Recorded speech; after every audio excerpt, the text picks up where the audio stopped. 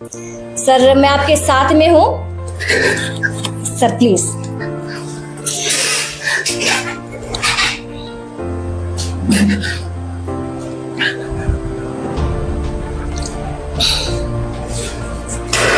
क्योंकि ये जो आज मैं सवाल कर रही हूँ ये आपके हक और हित के लिए है, ठीक है? तो प्लीज आप रोइए मत, क्योंकि हमारे दर्शक भी देख रहे हैं, काफी इमोशनल भरा ये वीडियो बन रहा है। तो हम नहीं चाहते थे, लेकिन आंखें नम हो ही जाती हैं अगर हमारे जो फादर हैं या फिर हमारे रिलेटिव अगर जो प्यार करते हैं वो ना हो दुनिया में। तो सर दिल्ली में सूची में नाम नहीं डलवा पाए, उनका सपना सपना ही रह गया।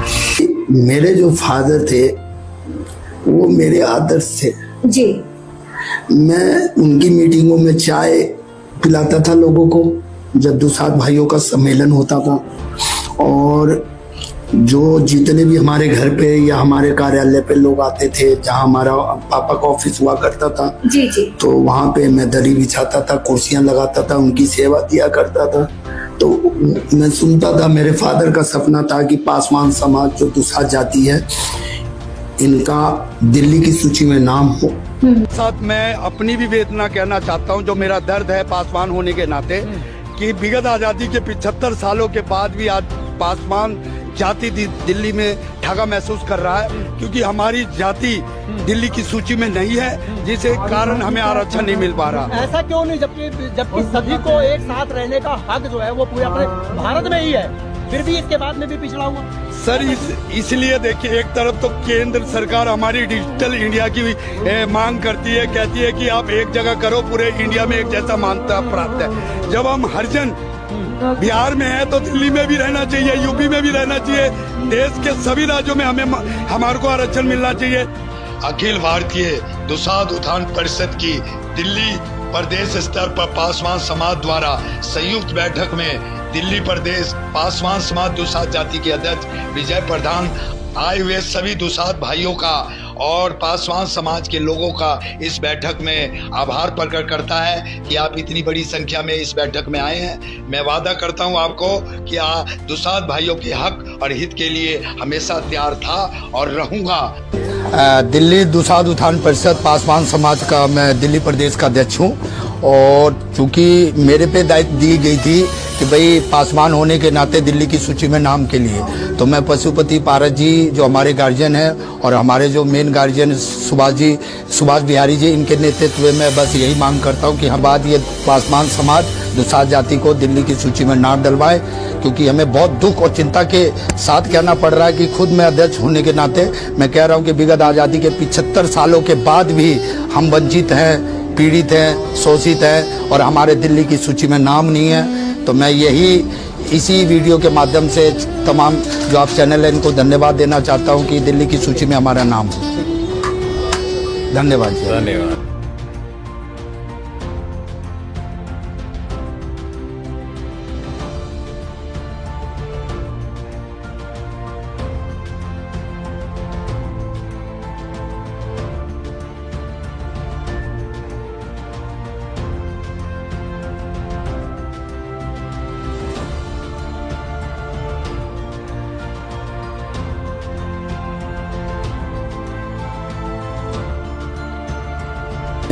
पूरे बिहार में पासवान समाज दुसाध जाति ऐसी कैटेगरी में आता है, और मेरे फादर सरजू राम जी का जो सपना यही था कि दिल्ली में भी सूची में नाम डलवाने के बाद भारत की राजधानी दिल्ली में क्या कहते आरक्षण मिलेगा।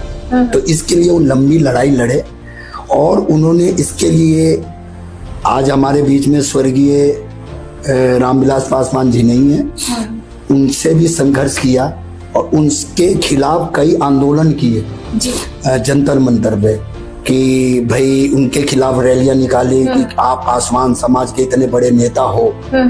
साथ ही साथ वहाँ पे हमने दुसाध जाति के हक और हित के लिए दिल्ली में सूची में नाम डलवाने के लिए भी रैली की और धरना प्रदर्शन किया, जिसमें आप भी थे।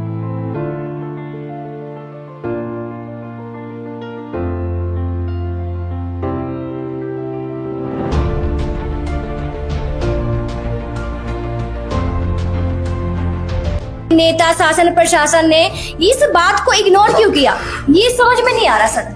क्यों नहीं किया, इसको क्यों ध्यान नहीं दिया कि दुसाध जाति जो है दिल्ली की सूची में नाम होना चाहिए। मैडम मैं क्या कहूँ, इस बात को लेके प्रत्यक्ष गवाह है कि मैं चिराग पासवान जी से खुद मिला उनके ऑफिस में। ठीक है।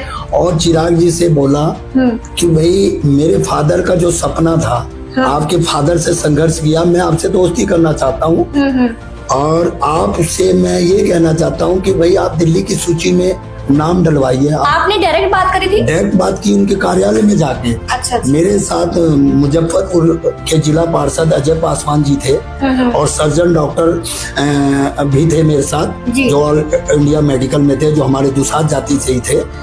और जब उन्होंने बाहर आकर के मेरे से बात की कि प्रधान जी आपने तो बहुत बड़ी बात बोल दी, इतनी बड़ी हिम्मत दिखाई। मैंने कहा क्या हुआ, अपने जाति के लिए नहीं बात कर सकता क्या मैंने चिराग जी से एक ही बात कही कि चिराग जी बिगड़ आजादी के 79 वर्षगांठ में हम जी रहे हैं। भारत की राजधानी दिल्ली में दुसाध जाति पासवान समाज को दिल्ली की सूची में नाम होने के कारण आज भारत में दिल्ली में भारत क्या कहते दुसाध जाति को आरक्षण नहीं मिल पा रहा। आपको क्या लगता है कि अब होगा कुछ कि नहीं होगा? लगता है देखिए आखिरी सांस तक जब तक मैं जिंदा हूँ मैं किसी और की बात नहीं कर सकता, अपनी गारंटी लूंगा। मैंने जो वादा अपने फादर, अपने मंझले भाई अजय इंजीनियर जी को किया, अपने फादर सरजू राम जी को किया, मैं बता दूं कि आजीवन भर दिल्ली की सूची के नाम के लिए अगर मुझे मर मिटना भी पड़े, आमदा भी करना पड़े, तो मैं इसके लिए तैयार हूँ। ना केवल आपके वीडियो, आपके स्टूडियो में बोल रहा हूँ, ये भी हमारे दुसाध भाई देखेंगे, क्योंकि मेरे रगों में भी सरजू राम जी का ही खून है चोरमल बाबा जी का, राजा सलेह जी का और राह बाबा जी का, जिनको मैं आदर्श मानता हूँ।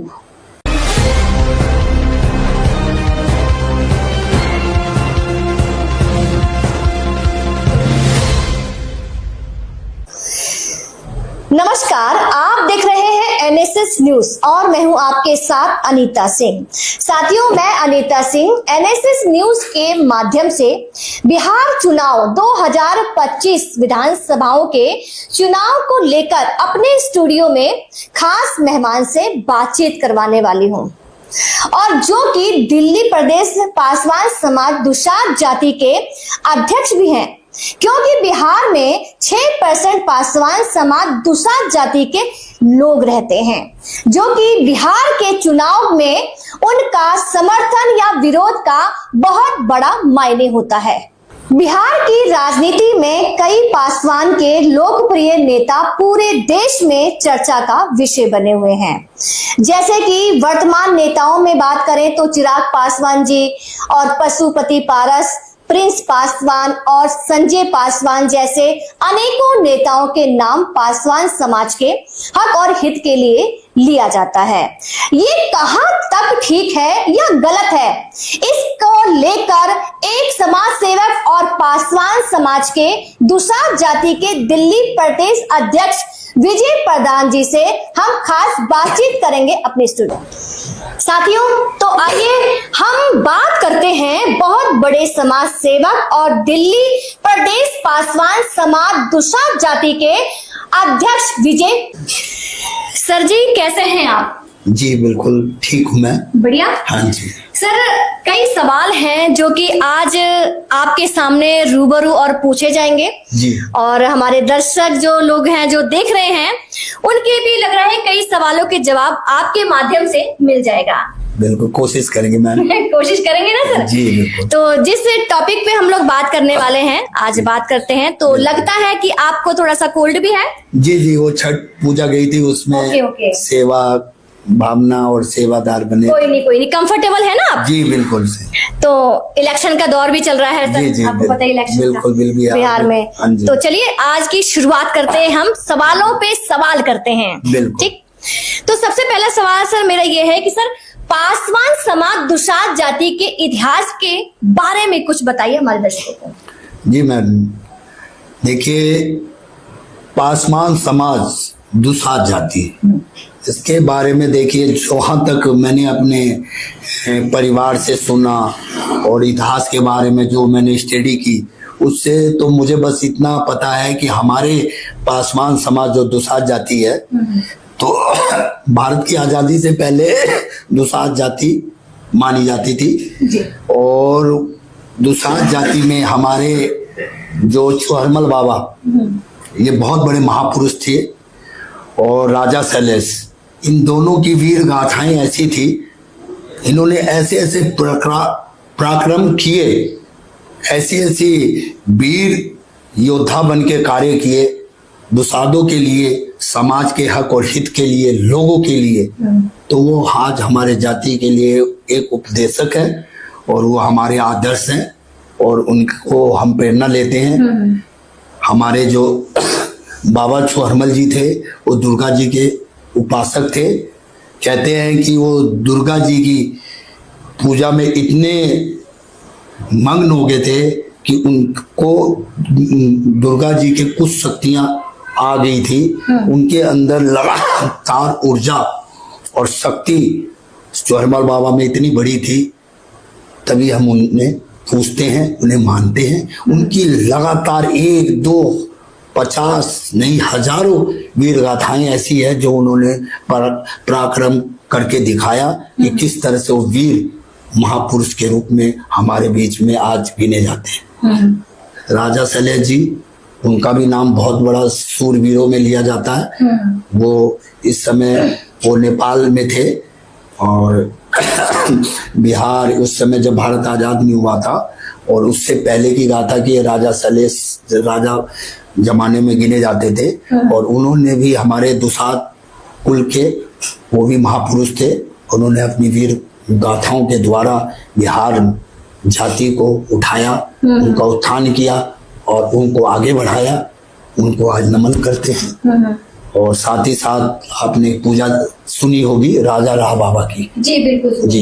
इसमें किस तरह से लंबे लंबे बांस होते हैं, फिर उस पे चढ़ते हैं। फिर चढ़ते चढ़ते ही वो ना एकदम से ही वो ढलान से चले जाते हैं। जी बिल्कुल। और छलांग लगाते हैं और फिर बाद में आग पे चलते हैं, दूध को खिलाते हैं और दूध के खिलाने के बाद अंतिम चरण में वही प्रसाद के रूप में, जो पूजा के रूप में पूजा करने के बाद दिया जाता है प्रसाद के रूप में। तो ये गाथाएं हैं इतिहास से भारत के दुसाधों का। इन दुसाधों के महापुरुषों से हमारी न्यू पीढ़ी जो है, यूथ है आज, जो हमारे नेतागण है, उन्हें प्रेरणा लेनी चाहिए कि हम एक ताकत, ऊर्जा, एनर्जी लेकर उनकी तरह ऐसी सेवा दे अपने स्वजाति भाइयों में और देश में। सर, दुसाध जाति और पासवान जो कि एक टाइटल लगाते हैं, ठीक है, और इसका ये आपस में क्या मेल है दोनों का, जैसे कि सुनने में आता है, इसके बारे में? जी देखिए, मैं जहां तक मुझे पता है, भारत की आजादी के बाद, भारत की आजादी से पहले दुसाध जाति मानी जाती थी। आजादी के बाद जब अंग्रेज आए तो भारत में पासवान दुसाध जाति को माना जाने लगा कि वो अमूमन पासवान जो जाति है, जो एक नाम है, एक सूचक है, उपमा है, जो वो उर्दू शब्द है। अच्छा। जिसका अर्थ होता है अंगरक्षक, यानी लोगों की रक्षा करना। तो चौकीदार के रूप में वो लगातार अंग्रेज के समय में चौकीदार के रूप में थे। आज भी भारत सरकार में आज तक हम 2025 में हैं, दुसाधों को बहुत वीरता से देखा जा रहा है, सुवीरता से देखा जा रहा है। पासवान हो गए, यूपी में पासी हो गए, यूपी में छपरा में मांझी हो गए, आर्य हो गए, उत्तराखंड में सरोज हो गए, गहलोत हो गए, ये सभी दुसाध जाति के ही पार्ट हैं। ऐसे कई जो हैं, जो टाइटल है वो लगते हैं। तो इस तरह से दुसाधों के ही वो अंग हैं, भाग है। सर जी, जैसे कि आप बिहार से बिलोंग करते हैं, ठीक है, तो आपकी ना कौन सी विधानसभा लगती है और उस विधानसभा में आपका कार्य क्या है, और उस विधानसभा में जहां से आप रहते हैं तो वहां पर भी दुसाध जाति समाज के ऐसे कई ऐसे लोग रहते होंगे, गरीब तबके के लोग रहते होंगे, शोषित पीड़ित वंचित, है ना, कई लोग रहते होंगे, तो आप उनकी समस्याओं का समाधान कैसे करते हैं और अपने गांव को देख रेख में कैसे रखते हैं आप, जी। ये बताइए। देखिए, ये जो सामाजिकता है ये मुझे अपने परिवार से मिली, क्योंकि उनका नाम लिए बिना मैं अगर कोई बात कहूं कि मैं सेवा कर रहा हूं तो ये एक अधूरी बात होगी। मैं सरजू राम जी का सबसे छोटा वाला बेटा हूं, जो इस समय दिल्ली प्रदेश दुसाध उत्थान परिषद पासवान समाज का अध्यक्ष है। मेरे पापा जो इस दुनिया में नहीं रहे, वो हमारा, पहले मैं बता दूं, मेरा जो विधानसभा पड़ता है मखदुमपुर, मखदुमपुर विधानसभा एक ऐसा विधानसभा है जहां पर बिहार के पूर्व मुख्यमंत्री जीतन राम मांझी का भी कार्य क्षेत्र आता है। जीतन राम मांझी गया संसदीय क्षेत्र से सांसद है इस समय। और मेरा जो गांव पड़ता है उसका नाम है ककड़िया, और जो हमारा जिला पड़ता है वो है जहानाबाद। जहानाबाद से सांसद सुरेंद्र यादव जी हैं वर्तमान मिनिस्टर। उन जहानाबाद और गया उसके बीच में हमारा एक छोटा सा गांव पड़ता है ककड़िया, सरेन नदी के किनारे। अच्छा, ये गया से जो ककड़िया है कितनी दूर है? ये करीब 5 किलोमीटर से भी ज्यादा, क्योंकि ना हम गया गए हुए हैं। अच्छा, हाँ, गया नवादा में मेरा ससुराल भी है। ठीक। तो मैं बता दूं कि जो मेरे फादर थे, तो जब मैं छोटा था तो वहां के MP हुआ करते थे Ram Swaroop Ram ji, member of parliament. वो भी हमारे पासवान समाज से आते थे। तो उनकी और मेरे पापा की बहुत गहरी दोस्ती थी, और दोनों मिल करके हमारे ना केवल गांव ककड़िया का बल्कि आसपास के क्षेत्रों में लाइटें लगाना, सड़क बनवाना, चापाकल लगवाना और पानी की व्यवस्था करना, और साफ सफाई, स्कूल, यहाँ तक के छोटे छोटे जो हॉस्पिटल होते हैं, छोटे जो जहानाबाद वगैरह में, उनकी देखरेख में काम करना, इस तरह की चीजों को उन्होंने किया। और गांव में स्कूलों पे विशेष ध्यान दिया। आज वो भी इसमें नहीं रहे। अभी मैं रिसेंट में मेरे भतीजे की डेथ हुई थी, तो मैं गांव गया, तो मैंने गांव में सड़क टूटी पड़ी थी जो मेरे पापा के जमाने की बनी थी। मैंने आवाज उठाई, पानी की व्यवस्था नहीं थी, वो करवाया। सड़कों पे लाइटें नहीं थी, उसके लिए आवाज उठाई। और सबसे बड़ी बात कहूँ मैडम, क्योंकि आप समाज सेवक भी हैं, तो आवाज सबसे बड़ी बात, एक मैं कहानी बताऊं। मैं गांव में गया तो दूसरे ही दिन वहां के हमारे स्वजाति भाई और गरीब लोग वहां आए मेरे बीच में कि प्रधान जी, स्कूल में टीचर नहीं आते, और साथ साथ उनके बच्चे भी आए। अच्छा जी, तो मुझे बहुत अजीब सा लगा कि बच्चे जा रहे हैं और स्कूल में टीचर नहीं आ रहे। तो मैंने स्कूल में छापा मारा। अच्छा जी, और स्कूल में जब छापा मारा तो 2-3 टीचर थे। मैं एक बात और इंटरेस्टिंग बता दूं, इस स्कूल में मैं भी पढ़ा हूँ। अच्छा, पहली दूसरी तक ककड़िया गांव में, मेरे गांव से थोड़े से दूर हटके क्या कहते हैं, एक स्कूल था, उसमें पहली या दूसरी तक मैं पढ़ा था। उसके बाद नाम याद है सर आपको? स्कूल का नाम ककड़िया गांव था। अच्छा। और क्या कहते हैं, ये राष्ट्रीय, अच्छा, हाँ, ठीक। माध्यमिक विद्यालय था। तो उस स्कूल में मैंने जब वहां देखने गया तो टीचर लोग 2-3 टीचर थे, चौकीदार भी नहीं था। और मैं वहां गया, ताला खुलवाया तो देखा, मैंने सब क्लास में उनसे पूछा भी, बच्चों से, उनसे कुछ चीजें स्टडी के बारे में बताई। लेकिन बड़ा बुरा लगा कि बिगड़ आजादी के 79 साल बाद हम भारत के शिक्षा की बात, हाँ, भारत की शिक्षा की बात करें तो बिहार में शिक्षा न्यूनतम स्तर पे है, यानी 0 ग्राउंड पे है। जी। इससे बड़ी बात शर्मनाक वहाँ के जनप्रतिनिधि, वहाँ के नेताओं के लिए क्या हो सकते हैं, जब वहाँ के स्कूलों में नेताओं की गैरहाजिरी हो, जबकि गैरहाजिरी ज्यादातर बच्चों की होनी चाहिए। बिल्कुल। आप क्या संदेश देना चाहोगे वहाँ के बच्चों को कि आप पढ़ने लिखने आओ, आप जब खुद ही गैरहाजिरी रहोगे तो, जबकि उनकी हाजिरी लगती रहती है। और तो सर, हाजिरी कैसे लगती है जब वो टीचर ही नहीं है? तो अब ये तो मैनुअल काम होता है।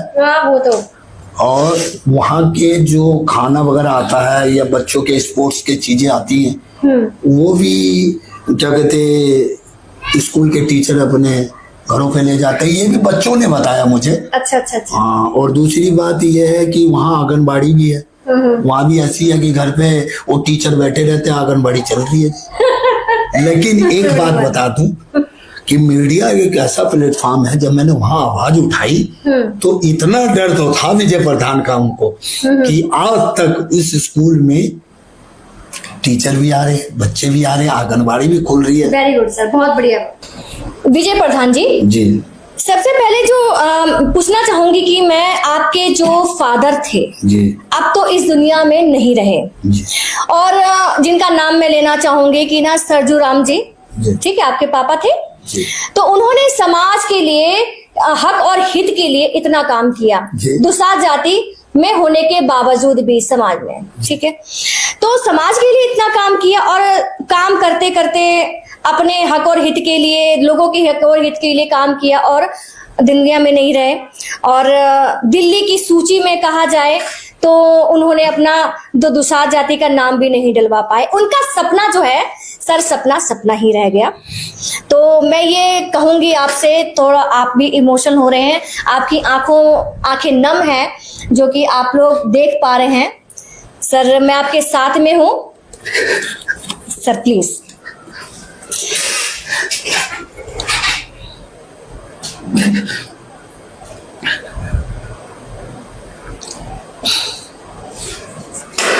क्योंकि ये जो आज मैं सवाल कर रही हूं ये आपके हक और हित के लिए है, ठीक है, तो प्लीज आप रोइए मत, क्योंकि हमारे दर्शक भी देख रहे हैं, काफी इमोशनल भरा ये वीडियो बन रहा है।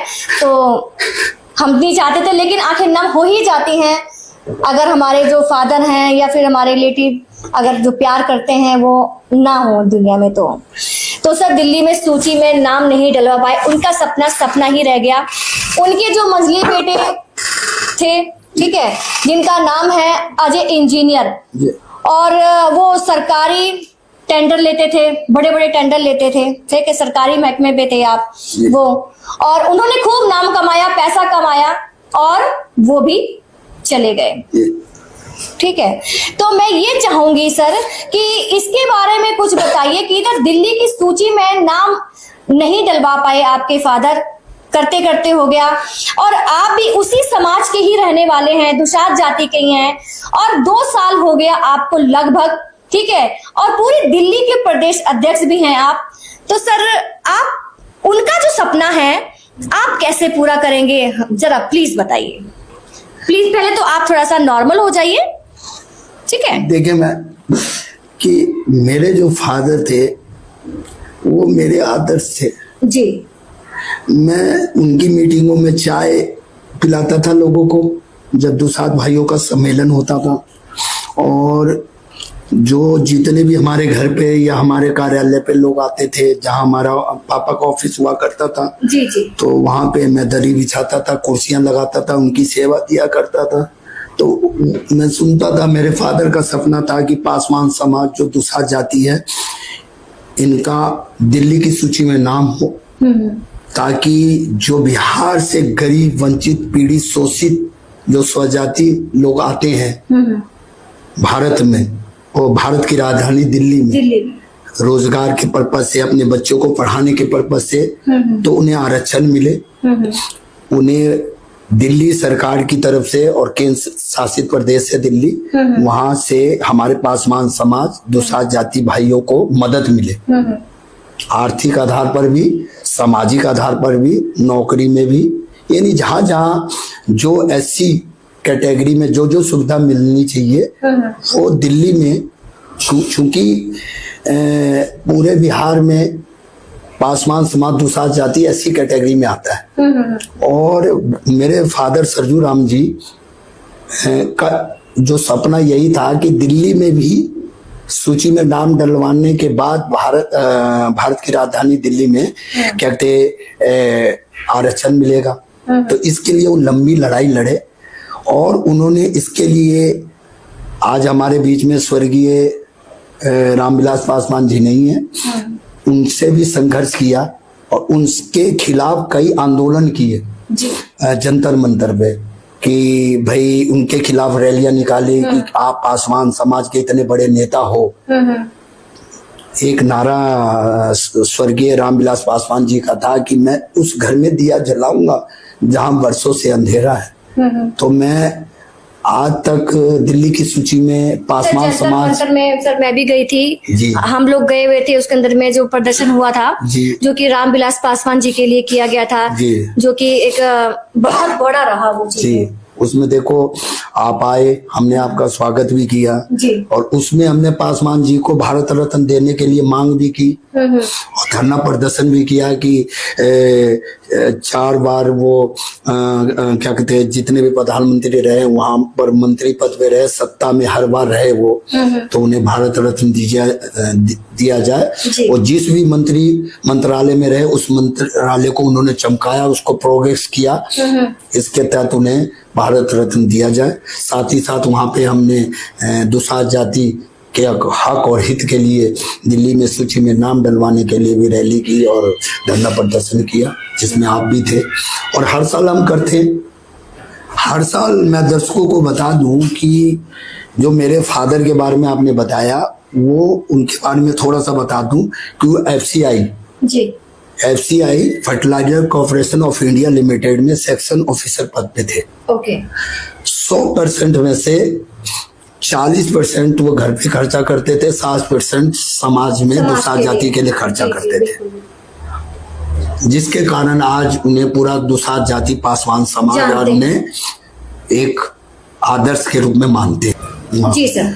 तो मैं बता दूं कि हमारे जो फादर थे जी। वो बिहार में अपने गांव उसके आसपास एरियो में विकास करवाया और दिल्ली में जो उनका सपना था कि पासवान समाज को हक और हित के लिए आगे बढ़ाएं, उनके बच्चे पढ़े लिखे और बड़े बड़े पदों पर राज करें, उनका सपना साकार करने के लिए हमारे जो मंझले भाई है जो आपने बताया जय जीडियर, वो भी हमारे बीच में नहीं रहे। जी बिल्कुल। और उनका भी सपना सबसे छोटे बेटे आप ही हैं सर। जी। और मैं अजय इंजीनियर जी के बारे में बता दूं कि वो न केवल मेरे बड़े भाई थे बल्कि मेरे बाप जब समान थे। उन्होंने हमेशा मुझे लाड प्यार दिया, मुझे किसी चीज की कमी नहीं थी। आज जो कुछ भी हूँ मैं मंझले भाई के कारण हूँ, अपने पापा के कारण हूँ। उन्होंने मेरे को किसी चीज की कोई कमी नहीं छोड़ी, जिसके कारण आज उनकी जो भी सपने हैं उनको साकार करने में मैडम सर आप जैसे इमोशनल हो रहे हैं ना, मुझे थोड़ा सा गुस्सा आ रहा है। गुस्सा मुझे इसलिए आ रहा है, अब आपके जो फादर थे जी, इतना कुछ इन्होंने किया, पूरा जीवन लगा दिया जी, ठीक है। आपके भाई ने भी, मंझले भाई ने भी पूरा जीवन लगा दिया है, जीवन लगाते लगाते चले गए।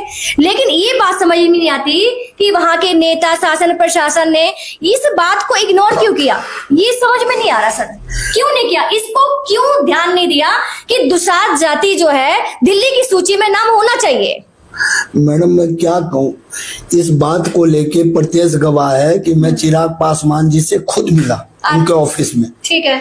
और चिराग जी से बोला कि भाई मेरे फादर का जो सपना था, आपके फादर से संघर्ष किया, मैं आपसे दोस्ती करना चाहता हूँ और आपसे मैं ये कहना चाहता हूँ कि भाई आप दिल्ली की सूची में नाम डलवाइए। आपने डायरेक्ट बात करी थी? डायरेक्ट बात की उनके कार्यालय में जाके। अच्छा। मेरे साथ मुजफ्फरपुर के जिला पार्षद अजय पासवान जी थे और सर्जन डॉक्टर भी थे मेरे साथ, जो ऑल इंडिया मेडिकल में थे, जो हमारे दुसाध जाति से ही थे।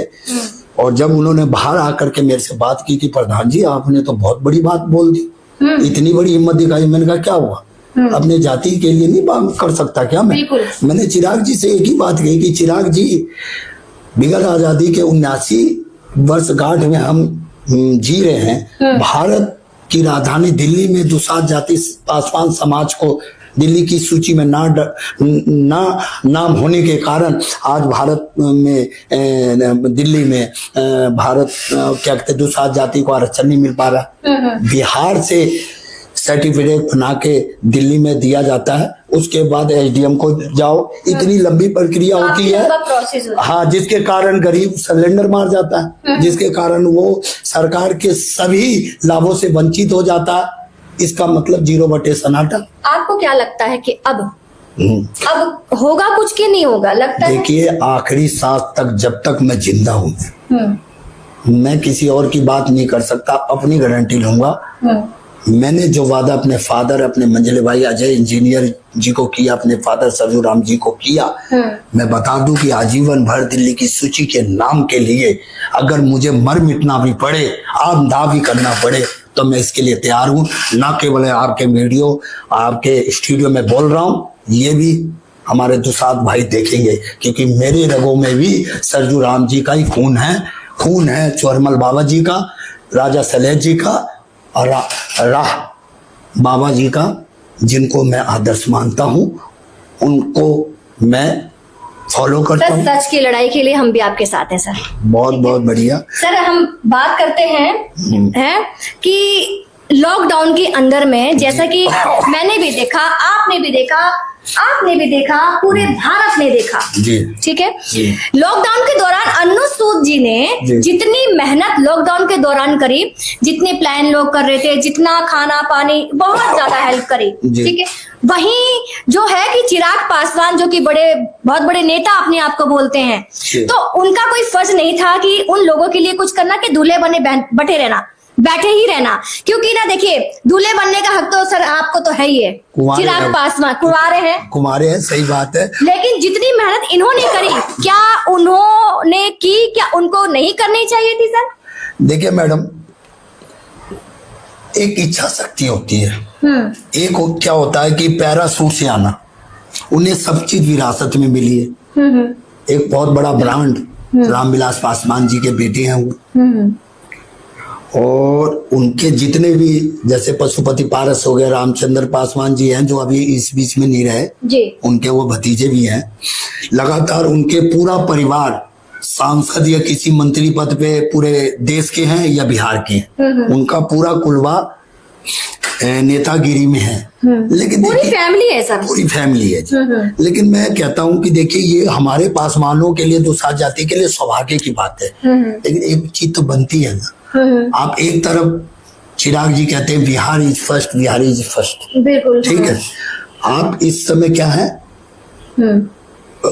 मंत्रालय जो है आपके पास फूड प्रोसेस का है जी, उद्योग का है, ठीक है, खाद्य का है। अब बिहार किसान प्रदेश राज्य है, आप किसानों के उत्थान के लिए करते, उद्योग के लिए करते, अगर वो करना चाहे तो हो सकता है, मतलब। लेकिन एक नीति और नियत भी तो होनी चाहिए। बस वही बात है सर, नीति और नियत जब तक नहीं होगी तब तक आप किसी का भला नहीं कर पाएंगे। आपने लॉकडाउन की बात करी, तो मैडम अन्नू सूद जी ने जितनी गरीबों के लिए मदद की, बिहार के लिए मदद की, ये जग जाहिर है। किसको नहीं पता कि अन्नू सूद ही मन बन के, सुपरमैन बन के, स्पाइडरमैन बन के वीडियो देखी और अच्छी लगी इनकी, कि इतने स्टार होने के बावजूद गरीबों के लिए, हक और हित के लिए लड़, और उनको दिल से नमन और धन्यवाद कि ऐसे लोग पूरे देश के लिए एक संदेश है। मैं बता दूं आपको कि सबसे बड़ी बात यह है कि देखिए, इच्छा शक्ति के बिना कुछ नहीं हो सकता जी, बिल्कुल। अगर मेरी इच्छा शक्ति है तभी मैं सेवा की भावना, सेवादार बन सकता हूँ। चिराग जी के लिए एक बात कहना चाहता हूँ कि देखिए, उनकी एक तारीफ करूंगा। जब भी उनके कार्यालय पे गया मैं, तो मुझे बहुत इज्जत मान सम्मान मिला, और सबका इज्जत मान सम्मान करते। लेकिन देखिए, इज्जत मान सम्मान, फोटो सेल्फी, देखो से एक अलग चीज है, नेताओं वाला काम है। हाँ, नेताओं। लेकिन इसके साथ साथ आप कितने जो बिहार से आए हुए लोगों का इलाज करवाते हैं, उनके स्कूल कॉलेजों में एडमिशन करवाते हैं, उनके दुख दर्द को दूर करते हैं।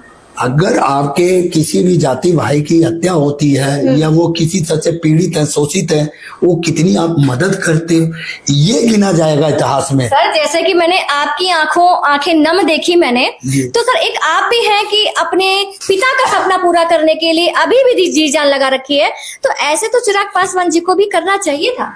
देखिए मैडम, मैं हाल फिलहाल की घटना बताऊं कि मेरे गांव ककड़िया गांव है, जैसे मैं बता चुका हूं आपको, ककड़िया गांव में एक नंदू पासवान जी है, उनकी हत्या हुई।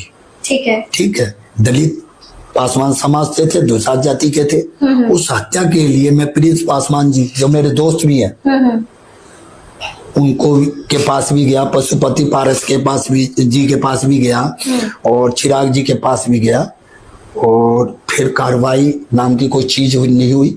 संजय पासवान जी जो भाजपा के बहुत बड़े नेता हैं और सांसद भी रह चुके हैं जी। और अभी भी मंत्री, कई मंत्री पद पे वो रहते हैं और जाना माना नाम है हमारे जाति के। मेरे उनसे बात हुई तो कह रहे इतनी जल्दी होता है क्या हत्या का केस? बताइए, ऐसी भाषा बोलना कहाँ तक उचित है? हमने तो उन्हें कहा कि सर हमारे आप गार्जियन हैं। तो मेरी फोन पे बात हुई और यहाँ के विकासपुरी विधानसभा के पूर्व प्रत्याशी संजय सिंह जी ने संजय पासवान जी से मेरी बातचीत कराई, लेकिन 2 टूक जवाब के बाद मैंने उन्हें कॉल नहीं किया। इसके बाद बारी आई मखदूमपुर विधानसभा के विधायक सतीश दास जी का, जो उस समय के विधायक थे नंदू पासवान जी की जब हत्या हुई थी तब। तो उन्होंने कहा आपके भगवान तो चिराग जी हैं हमारे, आप उनके पास जाइए। तो ये भाषा मैं बता दूं, हमारे जो मखदूमपुर विधानसभा के विधायक सतीश दास जी का था।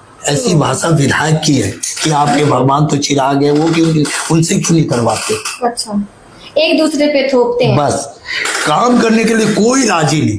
सर अब तो इलेक्शन भी है बिहार में। अच्छा, एक चीज और मैं बताऊं, इस समय रामविलास पार्टी जो हमारे चिराग पासवान जी की पार्टी है LJP, उनसे रानी कुमारी जी खड़ी हुई है इस समय मखदूमपुर विधानसभा से। उनसे भी मैंने बोला, पहले वो जिला पार्षद थी जब नंदू पासवान जी की हत्या हुई थी, कि जी आप क्यों नहीं जाते? विजय प्रधान जी ये तो बहुत संवेदनशील मामला है, इसमें तो कोर्ट करेगी, पुलिस करेगी। मैंने कहा मरे के साथ मरा नहीं जाता, लेकिन जाया तो जाता है। आपको किस बात का डर? आप उस जो पीड़ित परिवार है, जो हत्या हुई है, उसके परिवार में जाके एक संवेदना, एक दुख प्रकट करने तो जा सकते हैं, उसकी मदद तो कर सकते हैं आप, लेकिन वो भी नहीं हुआ। एक घटना और ककड़िया में लाल किशन जी की हुई। उनका लड़का विधायक, पिछले जो विधायक का चुनाव था उसमें प्रत्याशी भी लड़ा हुआ है, उसके बाद उसकी हत्या हो गई उसके पापा की। आज तक उस हत्या भी नहीं घोषित हुआ और उसका लड़का बेचारा नजरबंद घर में बैठा हुआ है, बिल्कुल शोक प्रकट में, बाहर नहीं निकलता। बेचारा यंग था जिसने विधानसभा का चुनाव लड़ा और बिना किसी मदद के 2000 वोट पाए। यंग लड़का, यूथ, पढ़ा लिखा, जिसके फादर की हत्या हुई, लेकिन आज तक वो हत्या साबित भी नहीं हुई और उसने लगातार कई जगह लेटर लिखे, लेकिन कोई भी काम नहीं हुआ। वहां मैंने आवाज उठाई, नंदू पासवान जी के जितने हत्या में दोषी थे उनको मैंने जेल करवाया। तो इस तरह की चीजें के लिए विजय प्रधान आंखें बंद नहीं करेगा, ना मुंह बंद करेगा, ना कान बंद करेगा।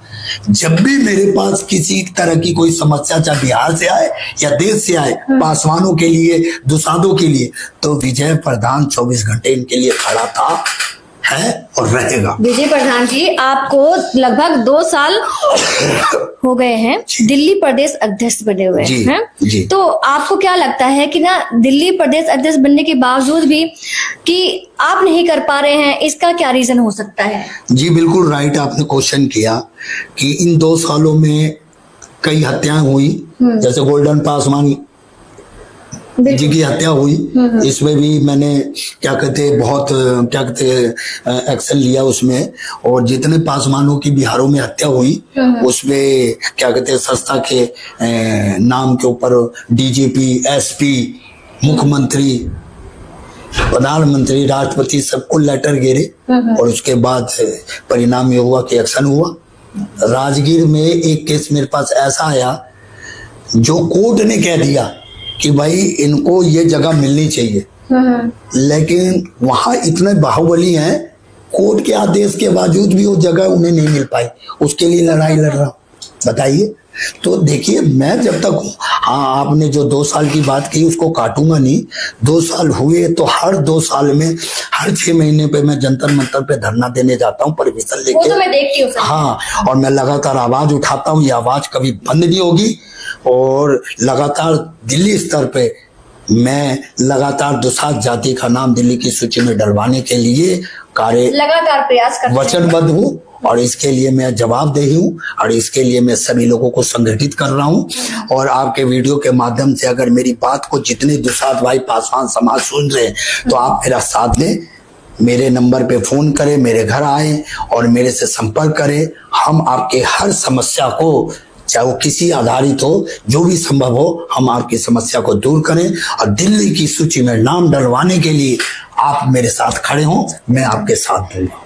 विजय प्रधान जी, जैसे कि आप बिहार से ही बिलोंग करते हैं और बिहार में इलेक्शन है जी, ठीक है, 6 तारीख को इलेक्शन जी। है और 14 तारीख को रिजल्ट भी आ जाएगा। बिल्कुल। अब बिहार में लगातार मेहनत देखने को मिल रही है नेताओं की। बिल्कुल। अब बिहार और यूपी के राजनीति के बिना तो ये इलेक्शन पॉसिबल है ही नहीं। बिल्कुल, पूरे देश की राजनीति तय करता है यूपी और बिहार के लोग, है ना जी। तो आपको क्या लगता है कि बिहार में किसकी जीत होती है, किसकी हार होती है, या फिर क्या कुछ है सर, प्लीज बताइए। देखिए, ये तो 14 तारीख का जब खुलेगा रिजल्ट तभी बताएगा या ऊपर वाला जाने। लेकिन मैं एक बड़ी बात बता दूं, और जो दिग्गज चेहरे हैं इस टाइम के, हर पार्टी पूरे दमखम से ये चुनाव लड़ रही है, क्योंकि ये चुनाव बिहार का चुनाव नहीं है, पूरे देश की निगाहें बिहार के चुनाव को लेके है। सारे के सारे सर बिहार ही पहुंचे हुए। बिल्कुल। वो कहते नहीं है सर बिहार ही नंबर 1। हाँ जी,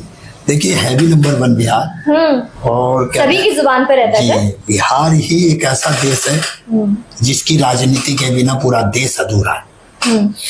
मैं बता दूं कि आप जो बिहार के चुनाव की बात करें तो सबसे बड़ी बात ये कहूं कि सभी पार्टियां अपनी दमखम से लगी हुई है। और तो और जो हमारे देश भारत के प्रधानमंत्री मोदी जी भी है, पूरी तरह से हमारे गृह मंत्री अमित शाह जी हो गए, जेपी नड्डा जी हो गए, बड़े बड़े स्टार ना केवल उन्होंने प्रचार के लिए उतार दिए बल्कि उनको उम्मीदवार भी बना दिया। जैसे मैथिली ठाकुर जी है, जो आपने अपने न्यूज चैनल पे भी मैथिली ठाकुर जी की कुछ पोस्ट, मैं सपोर्ट कर रही हूँ सर इसको। सर न्यू जनरेशन है, थोड़ा सपोर्ट करना चाहिए। जी, लेकिन क्या पता सर बदलाव आ ही जाए।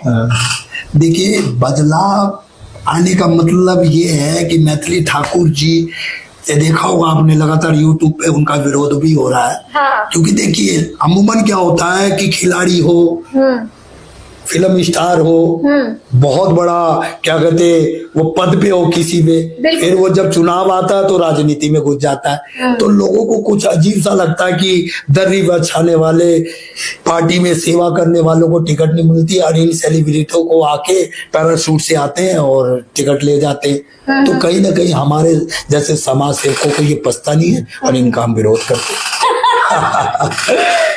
तो अब मैं बता दूं कि इसी तरह से कांग्रेस दूसरी सबसे बड़ी पार्टी है विपक्ष की। राहुल गांधी ने बिहार के चुनाव से पहले से ही खूंटा गाड़ा हुआ है।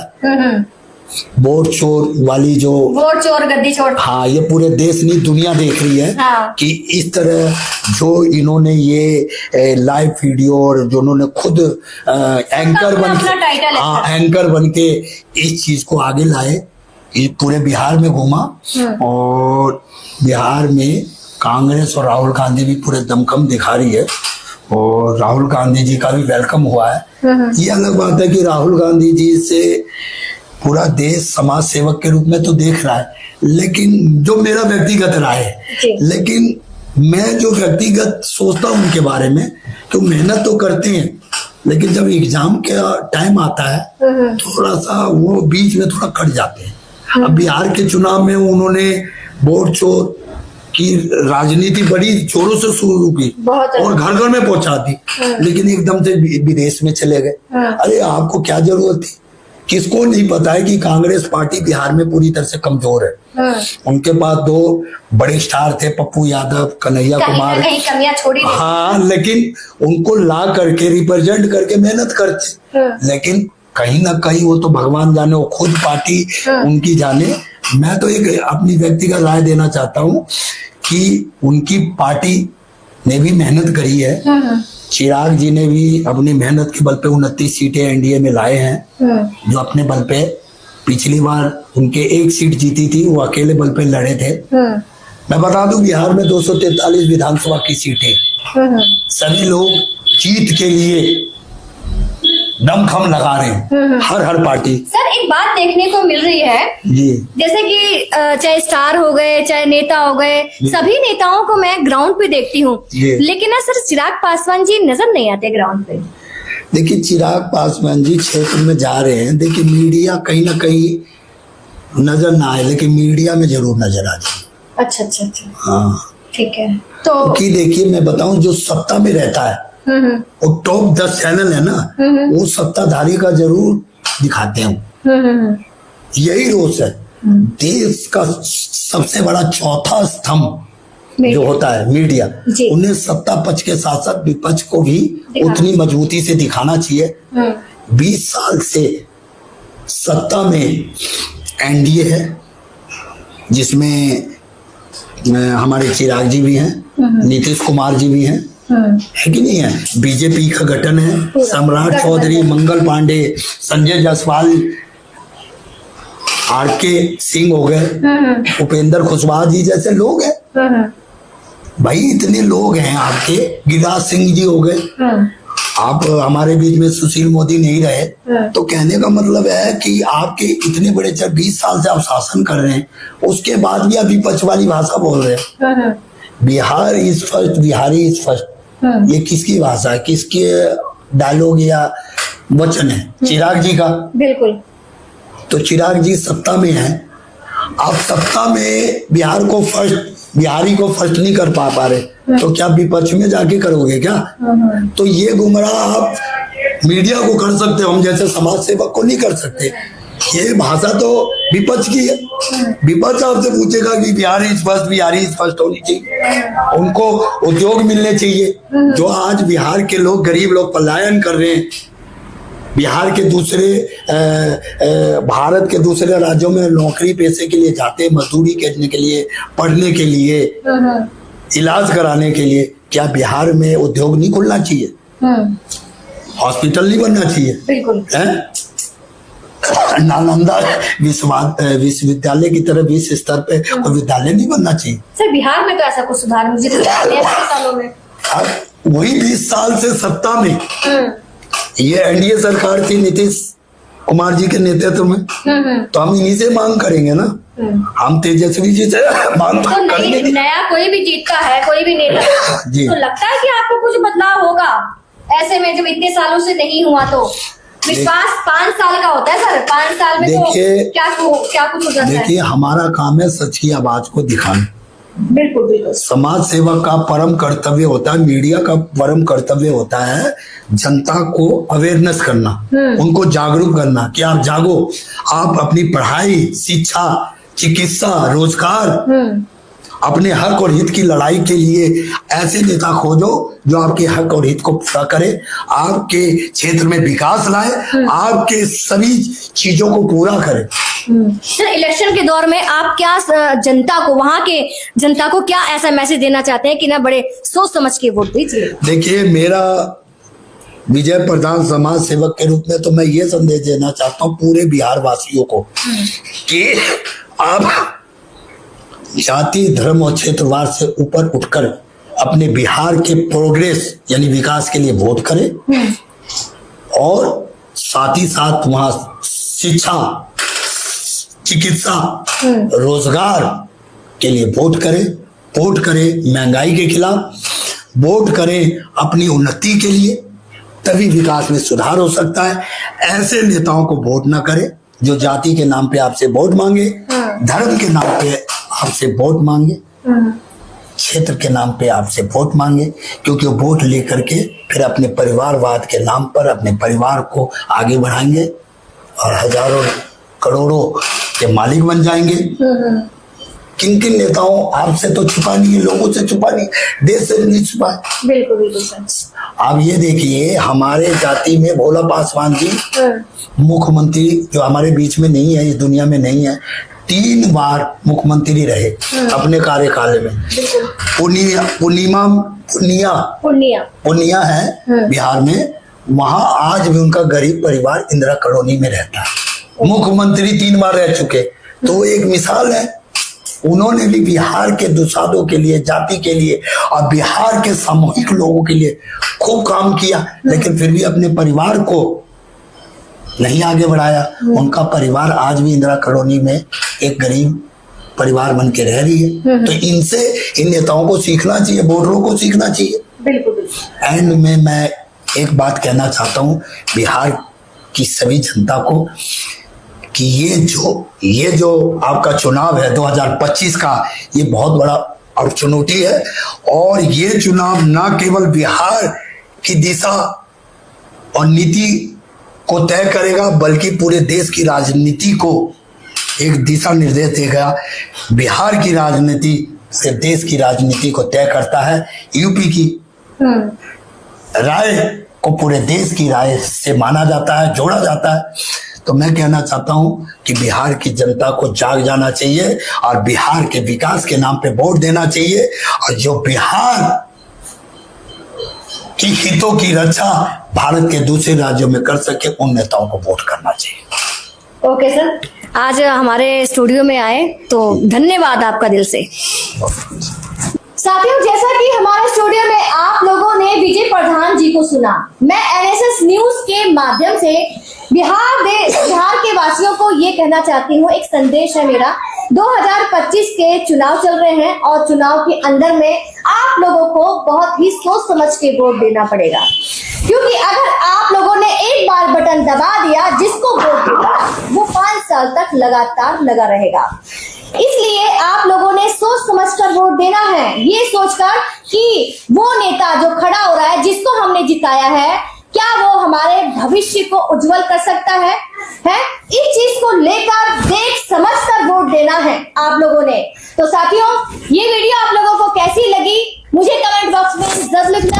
और सभी बिहार वासियों के लिए ऑल द बेस्ट आप सभी को, कि जिसको भी वोट दे वो आपका काम करे। अभी के लिए बस इतना ही। नमस्कार, जय हिंद, जय भारत।